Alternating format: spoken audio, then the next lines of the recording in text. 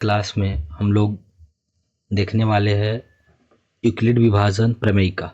कल के क्लास में हम लोगों ने कुछ बेसिक किया था, जिसमें हम लोग प्राकृतिक संख्या, पूर्ण संख्या, इन सब चीज़ों के बारे में पढ़ा था और उससे रिलेटेड क्वेश्चंस भी हम लोग ऑब्जेक्टिव का लगाए थे। तो जो स्टूडेंट भी उन वीडियो को नहीं देखे हैं, आप लोग जाइए, लिंक डिस्क्रिप्शन में है, उस वीडियो को देख लीजिए। चलिए आज का क्लास हम लोग स्टार्ट कर लेते हैं। आज हम लोग पढ़ेंगे यूक्लिड विभाजन प्रमेयिका के बारे में। क्या होता है ध्यान से समझेंगे। देखिए, यूक्लिड एक गणितज्ञ थे, यूक्लिड, ठीक है। उन्होंने विभाजन मतलब भाग से संबंधित एक प्रमेयिका दिया। प्रमेयिका का मतलब होता है थ्योरम दिया।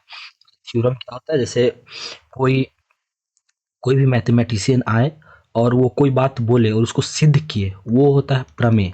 जैसे में आप लोगों ने नाम सुना होगा पाइथागोरस प्रमेय का। तो पाइथागोरस नाम के एक गणितज्ञ थे, उन्होंने बताया था कि किसी भी समकोण त्रिभुज में जो कर्ण का स्क्वायर होता है वो लंब के स्क्वायर और प्लस आधार के स्क्वायर के बराबर होता है। तो ये होता है प्रमेय। अब इसी प्रमेय का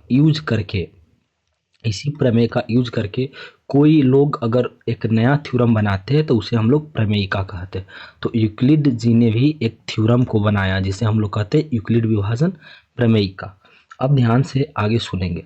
यूक्लिड विभाजन में हम लोग क्या करते हैं? यूक्लिड विभाजन से हम लोग दो संख्याओं का, दो धनात्मक पूर्णांकों का महत्तम समावर्तक निकालते हैं। तो आप लोग हेडिंग लगा लीजिए यूक्लिड विभाजन प्रमेयिका। यूक्लिड विभाजन प्रमेयिका की मदद से हम लोग दो धनात्मक, धनात्मक का मतलब पॉजिटिव, दो धनात्मक पूर्णांकों का, पूर्णांक क्या होता है कल के कक्षा में हम लोगों ने डिस्कशन किया था। तो यूक्लिड विभाजन प्रमेयिका की मदद से हम लोग दो धनात्मक पूर्णांकों का महत्तम समावर्तक ज्ञात करते हैं। कैसे निकलता है हम लोग समझेंगे। मौसा ज्ञात किया जाता है, यानी यूक्लिड विभाजन प्रमेयिका का यूज किया जाता है दो धनात्मक पूर्णांकों का मौसा ज्ञात करने में। ठीक है, एग्जाम्पल के माध्यम से समझने का प्रयास करेंगे। जैसे देखिए, दो संख्या लेते हैं, जैसे एक संख्या है 3 और एक संख्या ले लेते हैं हम लोग 29। अब ध्यान से देखिए, इन दोनों संख्या का अगर हम लोग महत्तम समवर्तक निकालेंगे तो यूक्लिड जी ने ये बोला कि इन दोनों संख्या में 3 और 29 में दोनों में जो बड़ा संख्या है उसको आप a मान लीजिए और जो छोटा संख्या है उसको b मान लीजिए। ठीक है, ये यूक्लिड का कहना था। अब ध्यान से समझेंगे। जैसे 3 से हम लोग को 29 को भाग करना है, तो 3 की पहाड़ा में 9 बार में आएगा 27, बच जाएगा 2, यानी शेषफल 2 बचा। तो यूक्लिड ने कहा कि जो ये 29 है, ये जो 29 है इसको हम लोग लिख सकते हैं ऐसे, 3 गुने ये 9 बार में कटा है तो 9 प्लस में शेषफल बचा है 2, 2, यानी यूक्लिड ने कहा कि हम लोग 29 को लिख सकते हैं। 12 संख्या के क्या माने थे? a, यानी a बराबर छोटा संख्या यानी 3 को क्या माना है? b, तो b, और ये 9 बार में कटा है यानी कोसेंट है, इसीलिए इसको बोलते हैं b इंटू क्यू, अब प्लस ये 2 बचा है शेषफल यानी r। यानी यूक्लिड जी ने यहाँ से एक प्रमेयिका दिया जिसको बोले यूक्लिड विभाजन प्रमेयिका, जिसके अनुसार उन्होंने बताया कि a बराबर बी क्यू प्लस आर। ठीक है, तो यूक्लिड विभाजन प्रमेयिका का फार्मूला क्या होता है? a बराबर बी क्यू प्लस आर। अब ध्यान से देखिए, यहाँ पे ए बराबर बी क्यू प्लस आर है, तो यहाँ पे जो ए है, ए ये दो संख्या में से बड़ी संख्या होता है और बी दोनों संख्या में से छोटी संख्या होता है। क्यू जितने बार में कटा है और आर उसका शेषफल। तो अगर इसका हमें सेफ निकाले तो ये 2 बचा, 2 से 3 को लगाएंगे तो 2 एकम 2, फिर 1 बचेगा, 1 से 2 को लगाएंगे 2 बार में तो शेषफल कितना बचा? 0, यानी इसका एचसीएफ कितना आया? 1। इसी बात को लिखने के लिए यूक्लिड जी ने बताया कि आप लोग लिख सकते हैं इस 29 को, ध्यान से समझेंगे, इस वाले 29, ये जो 29 है यहाँ, इस 29 को लिख सकते हैं 3 गुने 9 प्लस शेषफल कितना बच रखा है? यहाँ पे शेषफल बचा था 2, तो यहाँ पे हम लोग लिख सकते हैं इसको 3 गुने 9 प्लस 2। अब उन्होंने बोला कि यहाँ से इसको जो हम लिखे, यहाँ पे 3 जो है, यहाँ a का जो वैल्यू है a बराबर b, ये जो b वाला वैल्यू है ये है 29a ये b और इंटू 9 है q और प्लस ये है r। ठीक है, तो जो b वाला वैल्यू है अब उठ के यहाँ आ जाएगा अगले लाइन में, यानी आगे हो जाएगा 3, 3 लिख देंगे बराबर जो शेषफल बचा है 2, ये अब बन जाएगा b का वैल्यू, यानी ये हो जाएगा 2 गुने, अब ध्यान से देखिए 2 से एक बार में कटा 3, 2 और शेषफल बचा 1, यानी 2 से एक बार में कटा और शेषफल कितना बच गया है 1, तो शेषफल बच गया है 1। अब हम लोग इस 2 को यहाँ से लेके यहाँ पे लिखेंगे तो 2 आएगा यहाँ बराबर जो शेषफल बचा है 1 वो आएगा यहाँ, 1 से 2 कटेगा 2 बार में, ठीक है, और शेषफल कितना आएगा तो शेषफल पूरा कट जाएगा तो 0, यानी ये प्रोसेस तब तक करते जाना है जब तक कि शेषफल 0 ना आ जाए। अब यहाँ पे जो संख्या आया यानी b का वैल्यू यही कहलाता है उन संख्या का मौसा, यानी 29 और 3 का जो महत्तम समावर्तक होगा वो 1 होगा। ठीक है, चलिए और भी एग्जाम्पल से हम लोग समझने का कोशिश करते हैं। ठीक है, तो जैसे देख सकते हैं, एक सेकेंड इसको हटा लेता हूँ यहाँ से और इसको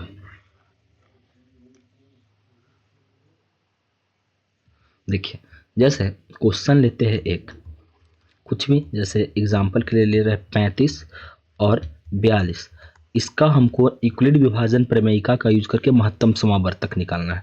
तो हम लोग कैसे करेंगे ध्यान से देखिए, सबसे पहले इसको इधर रफ बनाते हैं, जैसे 35 से डिवाइड करना है 42 को, ठीक है, तो एक बार में जाएगा 35, कितना शेषफल बचेगा 7, तो यहाँ से यहाँ पे हम लोग लिखेंगे यूक्लिड विभाजन प्रमेयिका से, यूक्लिड विभाजन प्रमेयिका से। तो ध्यान से देखिए 35 और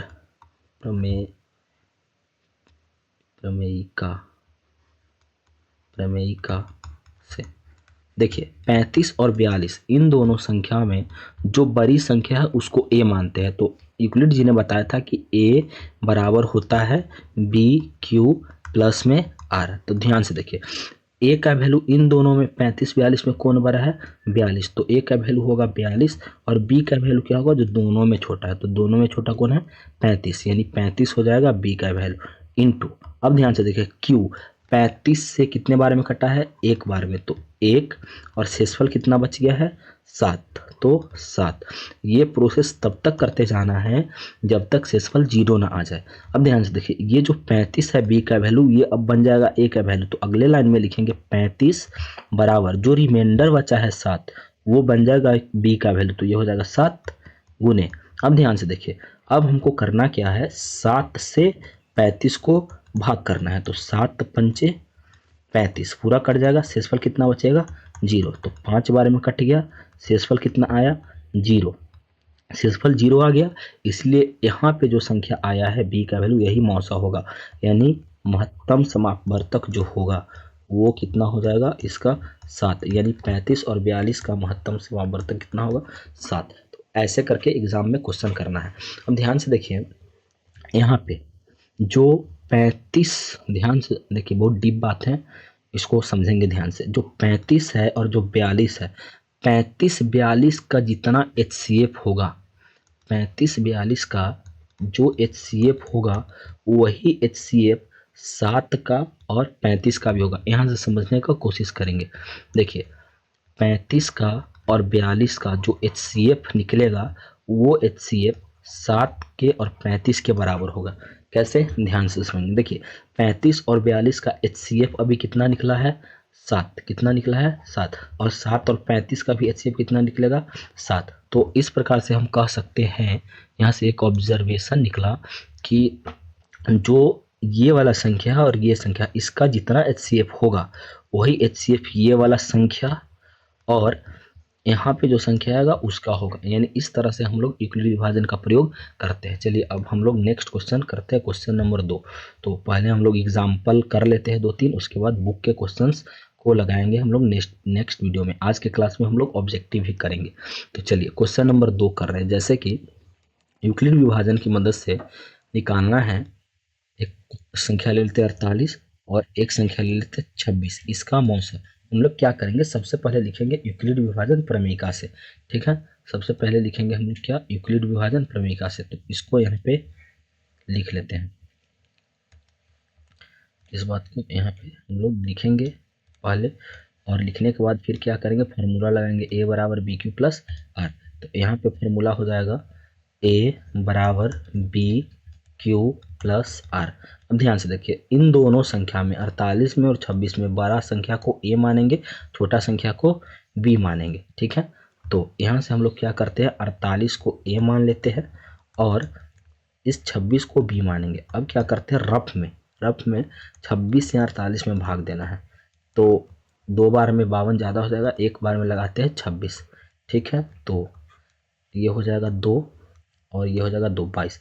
यानी कि 26 से लगेगा 1 बार में, शेषफल कितना बचेगा, 22। अब क्या करेंगे, ध्यान से देखिए, यहाँ जो 26 है बी का वैल्यू ये उठ के आएगा आगे, यानी ये बन जाएगा ए, और जो शेषफल बचा है 22 वो आ जाएगा यहाँ पे। तो यहाँ पे आ जाएगा 22 गुने। अब ध्यान से देखिए, हम लोग 22 से इस 22 से हम लोग इस 26 को डिवाइड करते हैं।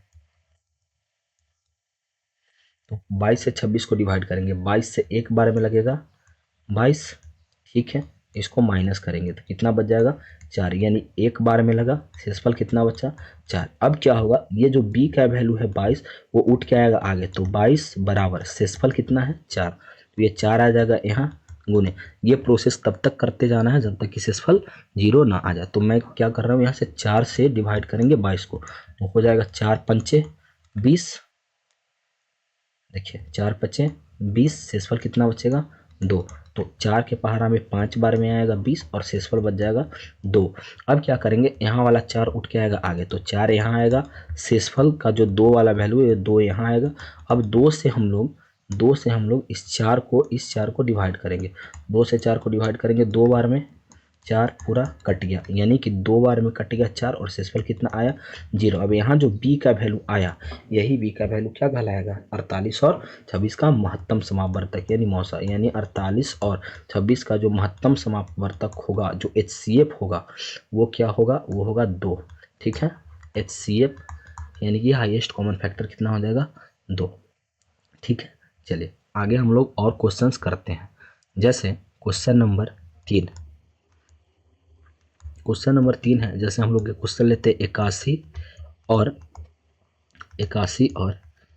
224। इसका हम लोग को मान लीजिए कि मौसा निकालना है। ठीक है, तो क्या करेंगे, ध्यान से देखिए, एक रफ में 81 से 224 को भाग करेंगे। पहले हम लोग को निकालना है 81 और 224 का महत्तम समापवर्तक। तो हम लोग यहाँ पे लिखेंगे क्या, यूक्लिड विभाजन प्रमेयिका से। तो हम लोग यहाँ पे यूज करते हैं यूक्लिड विभाजन प्रमेयिका का। तो एक सेकेंड वेट करेंगे, हम लोग यहाँ पे यूज करेंगे यूक्लिड विभाजन प्रमेयिका का, लिख लिए।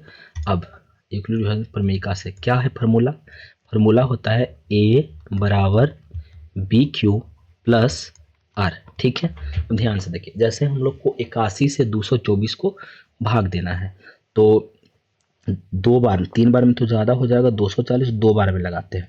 2 बार में लगाएंगे 2, 8 दूना 16, 162। इसको माइनस करते हैं, 4 में से 2 जाएगा 2, 12 में से 6 जाएगा 6, यहाँ पे कट जाएगा।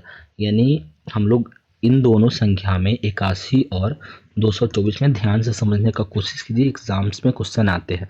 तो क्या करेंगे, ध्यान से देखिए, 81 और 224 में दोनों में से बड़ी संख्या को ए मानेंगे, यानी 224 को ए मानेंगे और 81 को हम लोग बी मानेंगे। इनटू क्यू कितने बार में कटा, तो 2 बार में कटा, और प्लस आर मतलब शेषफल कितना बच रखा है, 62। तो हम लोग लिखेंगे 62। अब आगे क्या करना है, ये 81 को यहाँ ले आएंगे और जो शेषफल बचा है 62 उसको बी का वैल्यू बना देंगे।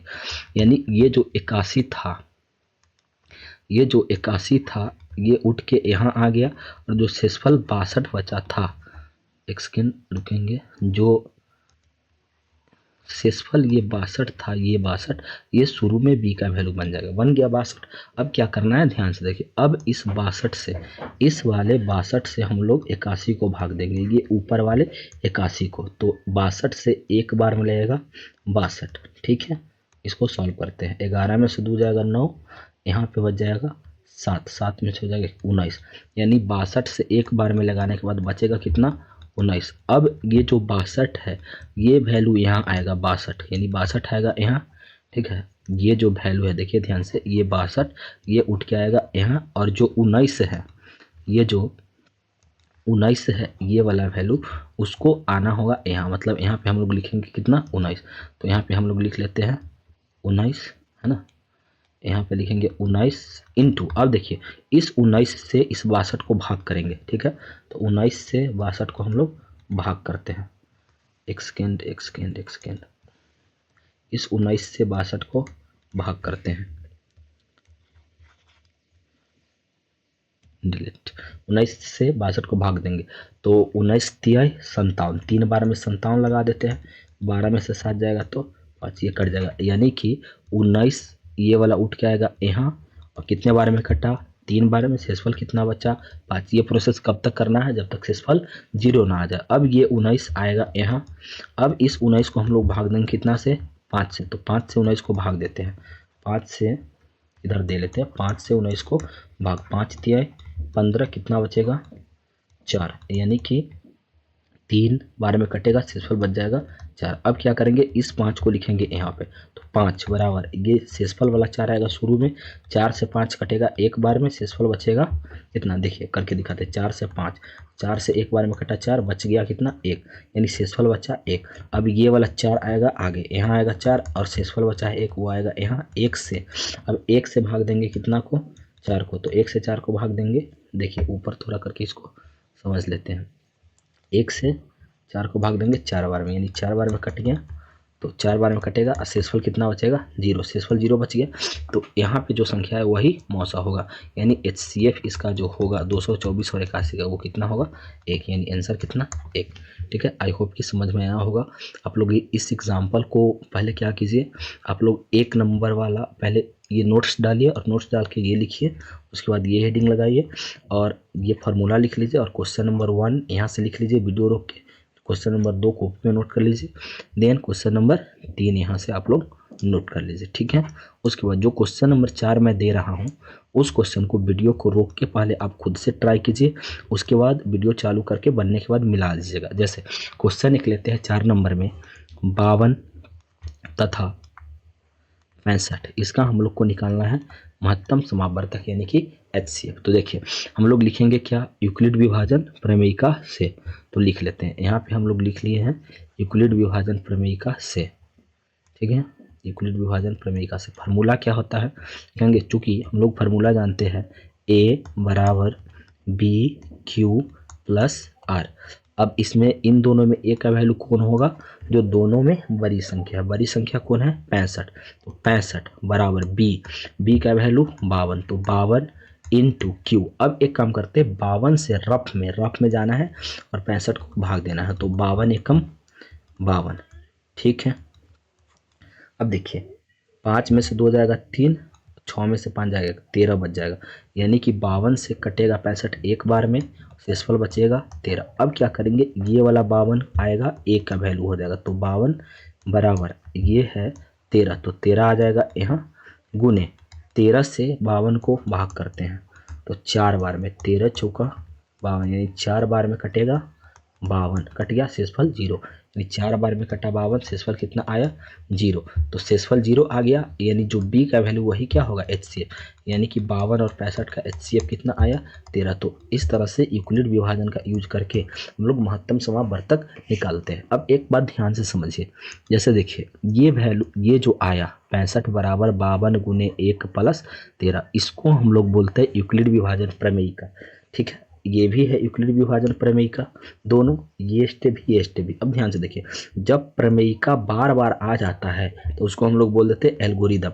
इसीलिए क्वेश्चन में यूक्लिड विभाजन प्रमेयिका की जगह पे एल्गोरिदम भी आ सकता है, एल्गोरिदम, या इसी को हम लोग एल्गोरिथम भी बोलते हैं। तो यूक्लिड विभाजन प्रमेयिका बोले या यूक्लिड विभाजन एल्गोरिदम बोले, बात सेम है। प्रमेयिका का मतलब है एक बार, एल्गोरिदम का मतलब है एक बार से ज़्यादा वही स्टेप्स आके रिपीट हो रहे हैं। तो ऐसे करके हम लोग HCF निकालते हैं। चलिए देखते हैं क्वेश्चन नंबर 5। इसके बाद हम लोग आज ही के क्लास में कुछ ऑब्जेक्टिव क्वेश्चन, जो कि आज के क्लास और कल के क्लास में बेस्ट होगा, उस पर हम लोग ऑब्जेक्टिव करने का प्रयास करेंगे। ध्यान से देखिए, एक और क्वेश्चन कर लेते हैं। तो फिर कल हम लोग करेंगे एनसीईआरटी के क्वेश्चंस प्रश्नावली 1.1 के, ठीक है।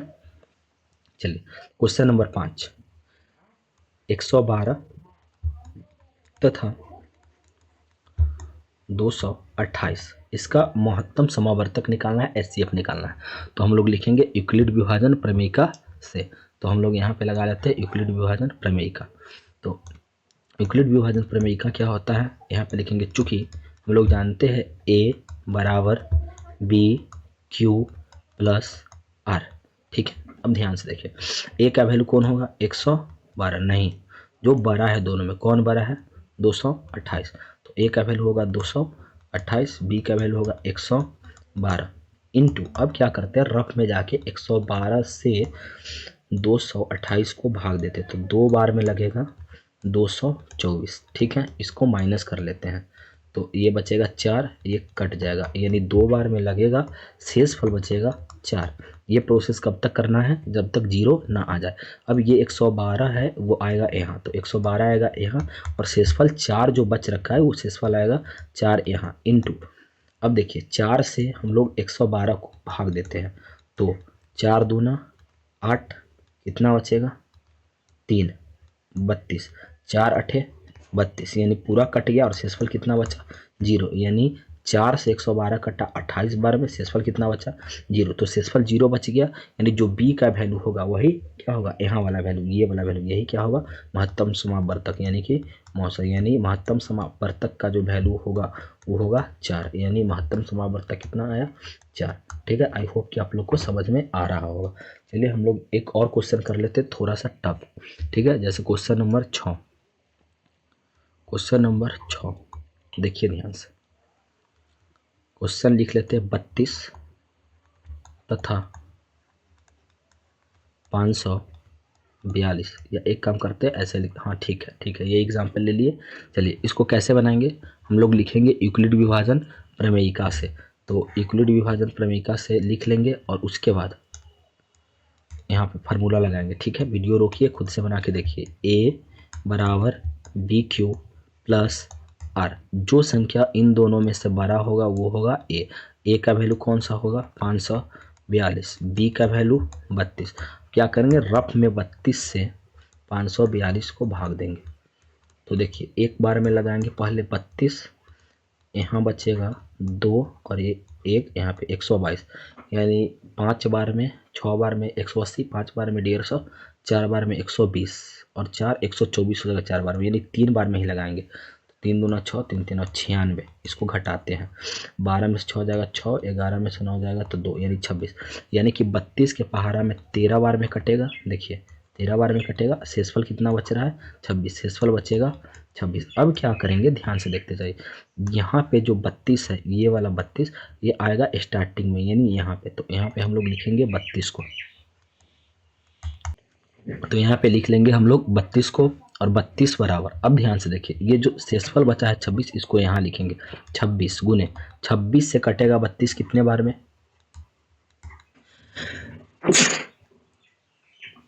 एक बार में। तो 26 से एक बार में काटते हैं 32 को, तो 26 से कम 26 कितना बचेगा, 6, है ना, यानी 26 से कटेगा एक बार में, शेषफल बच जाएगा 6।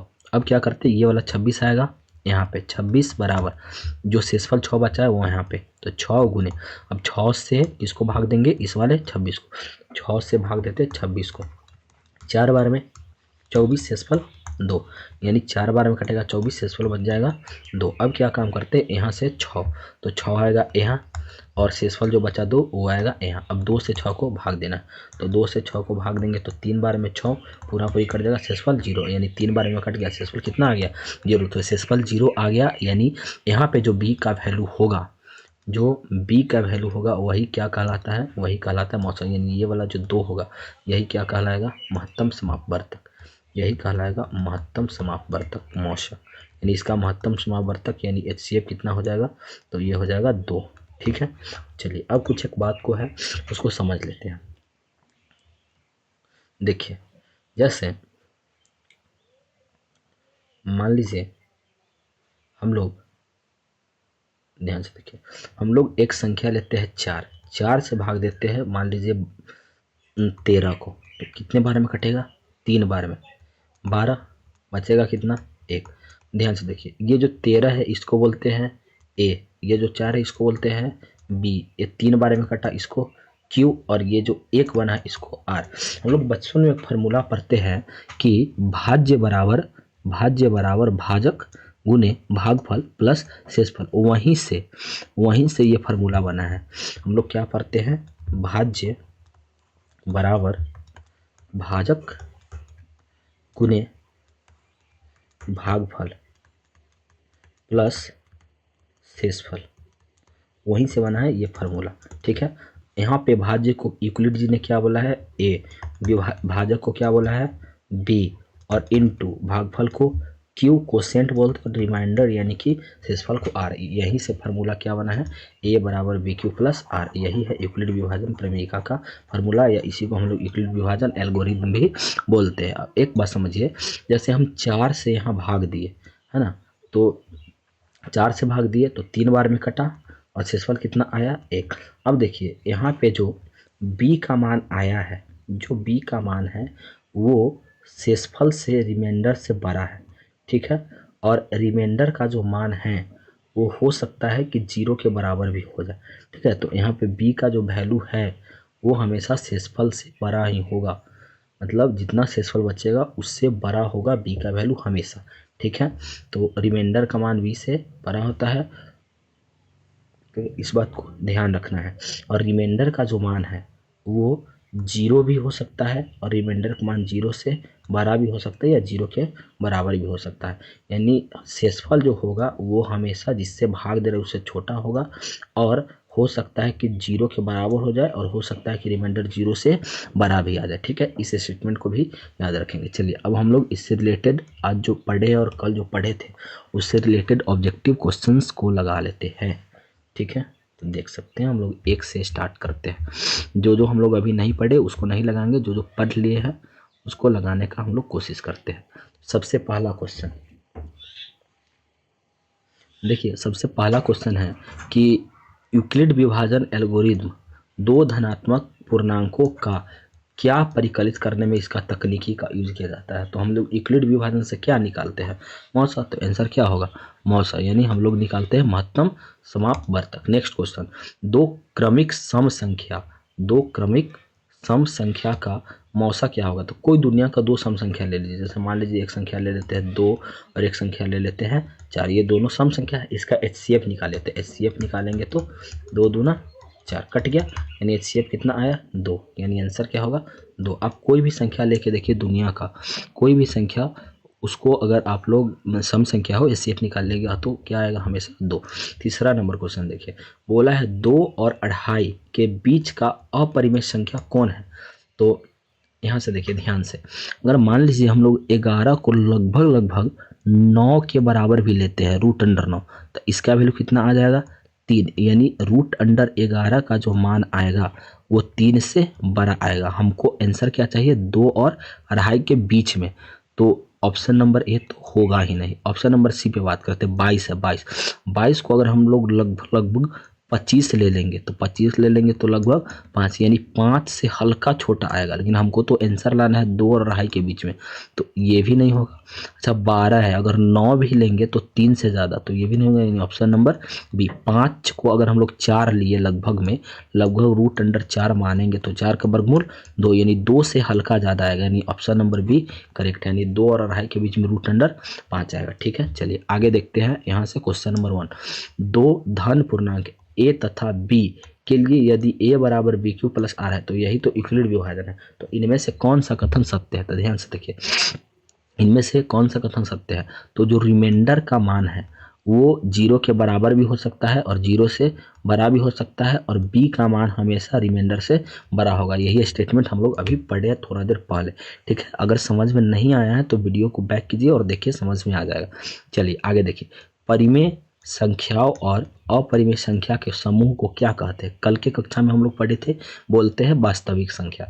जब वास्तविक संख्या जो होता है, एक नंबर लाइन होता है, समझने का कोशिश कीजिए। जैसे मान लीजिए यहाँ पे एक नंबर लाइन हम लोग बनाते हैं, बीच यहाँ पे आएगा 0। अच्छा, इधर संख्या 1 2 3 4 5 6, इधर संख्या आएगा -1 -2 -3 -4।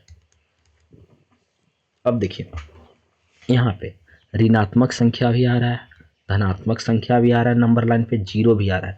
यानी एक नंबर लाइन पे सभी वास्तविक संख्या को दर्शाया जाता है, धनात्मक संख्या, ऋणात्मक संख्या और जीरो, सबको हम लोग वास्तविक संख्या बोलेंगे। तो वास्तविक नंबर लाइन पे एक वास्तविक संख्या को हम लोग दर्शा सकते हैं। अब 1 और 2, 1 और 2 के बीच में कौन आएगा?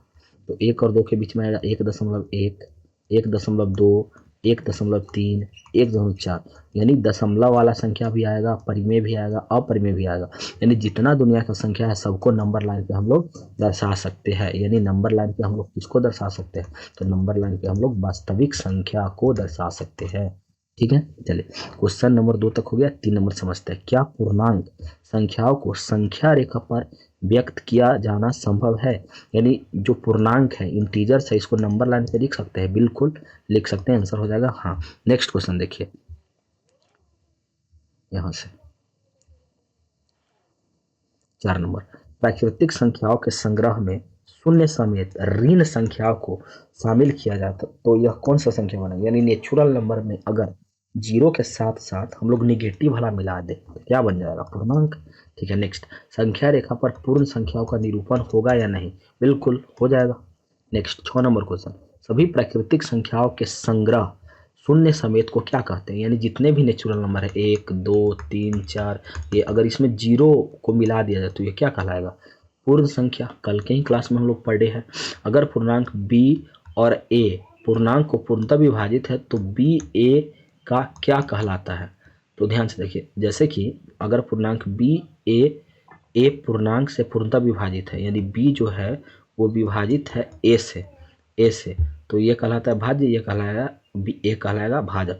तो b को a का क्या कहलाता है? कहा जाता है, तो ये होता है भाज्य, यानी b कहलाता है भाज्य। हम लोग पढ़े हैं आज के ही क्लास में, यानी आंसर क्या हो जाएगा? भाज्य। नेक्स्ट क्वेश्चन, क्या जीरो किसी पूर्णांक को विभाजित करता है? यानी जीरो से हम लोग किसी पूर्णांक जैसे 10 वगैरह में या कोई भी संख्या उसको भाग कर सकते हैं। जैसे मान लीजिए जीरो से 32 को भाग करना है ना, तो हाँ बिल्कुल भाग कर देगा, जीरो बार मिलाएगा। मतलब एक सेकेंड, जैसे जीरो है, जीरो से किसी संख्या को डिवाइड करना है तो इसको हम लोग डिवाइड नहीं कर सकते हैं जीरो से किसी संख्या को, यानी आंसर आएगा अपरिभाषित।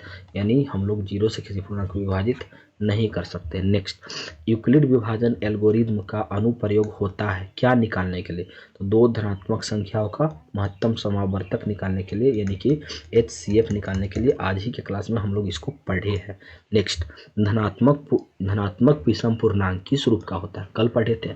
तो 2q नहीं, ये तो सम हो जाएगा। q का वैल्यू रख के देखिए, 1 2 3 4 रखिए, हमेशा सम आएगा, तो ये तो होगा नहीं।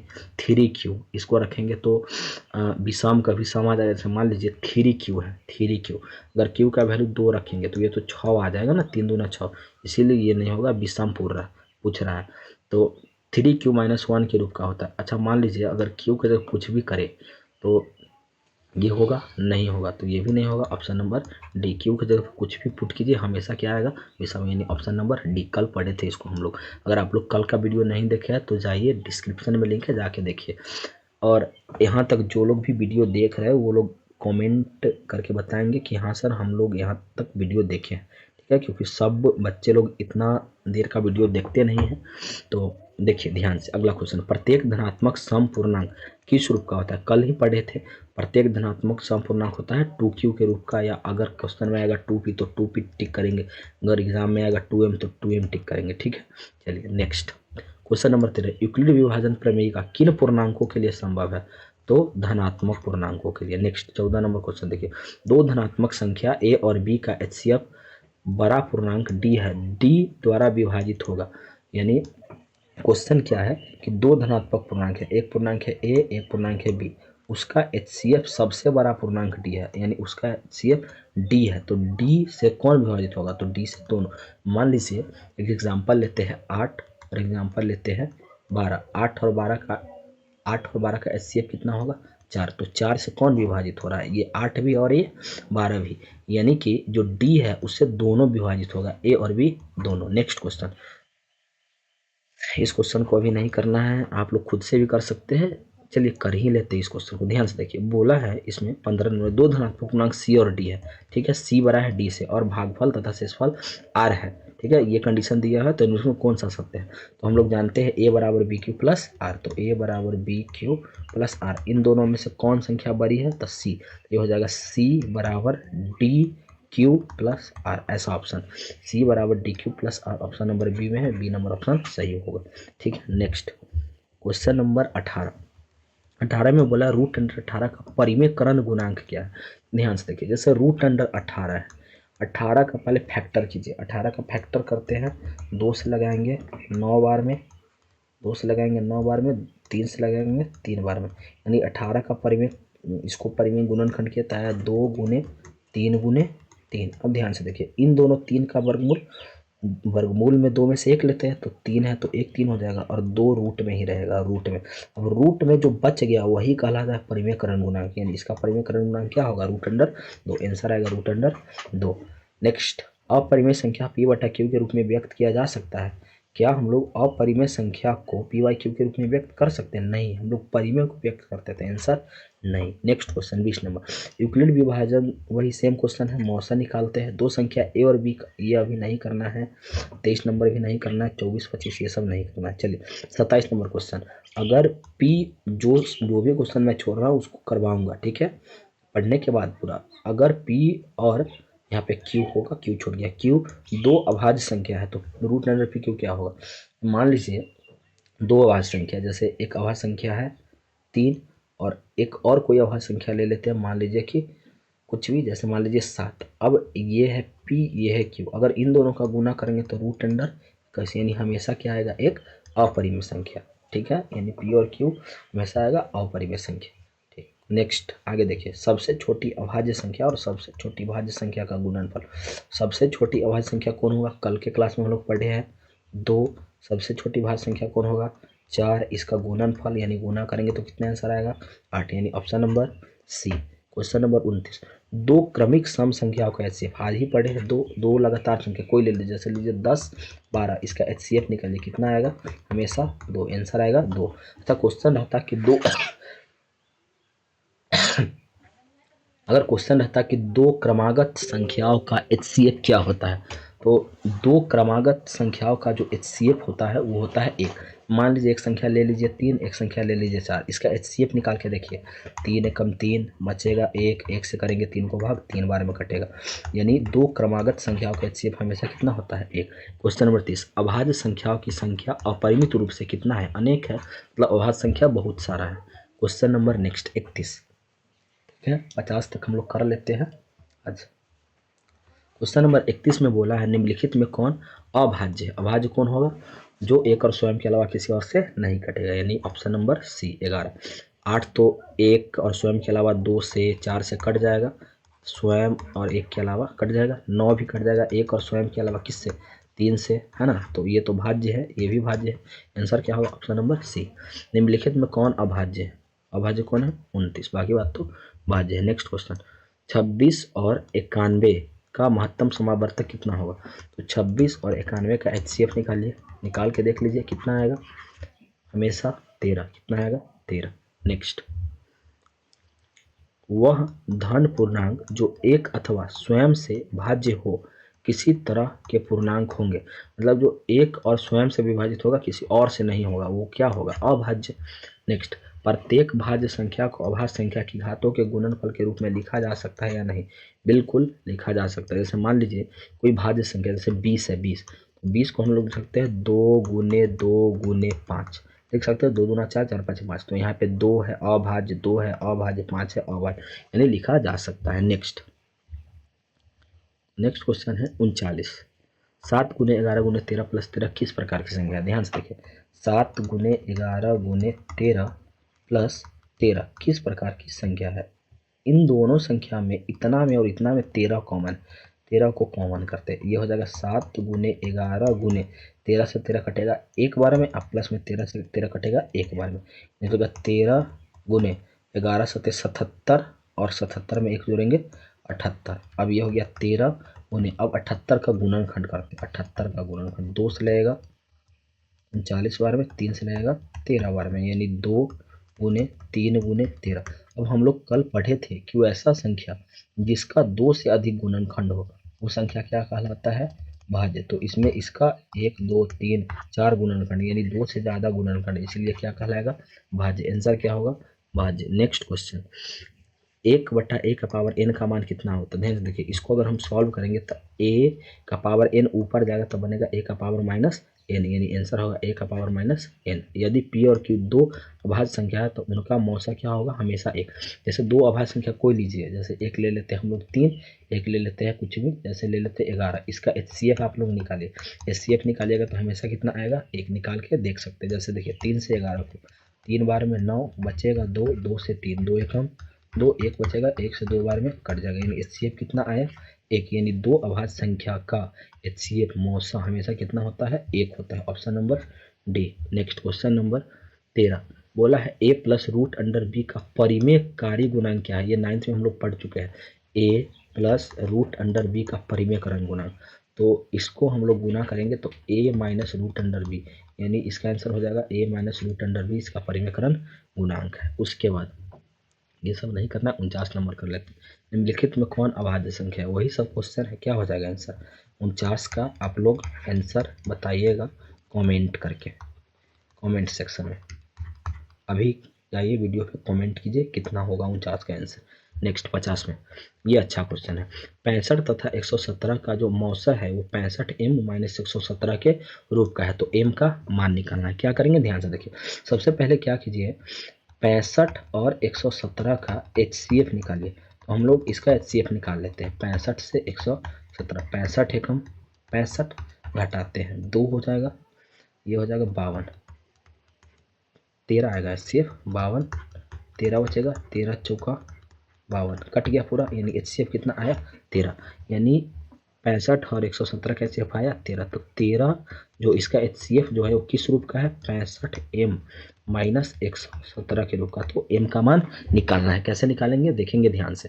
ये हो जाएगा 13 माइनस का 117 आएगा इस साइड में, इस साइड में आएगा तो हो जाएगा प्लस 117 बराबर 65m। आगे बनाते हैं, 117 में से 117 में 13 जोड़ेंगे, 130 बराबर 65m। हमको निकालना क्या है? m का मान। तो ये हो जाएगा 130, 65 गुना में इधर आएगा तो भाग में बराबर m, काट लेते हैं। 65 दूना 130, m का value 2। Answer option number B. ठीक है, तो आज भर के लिए इतना ही।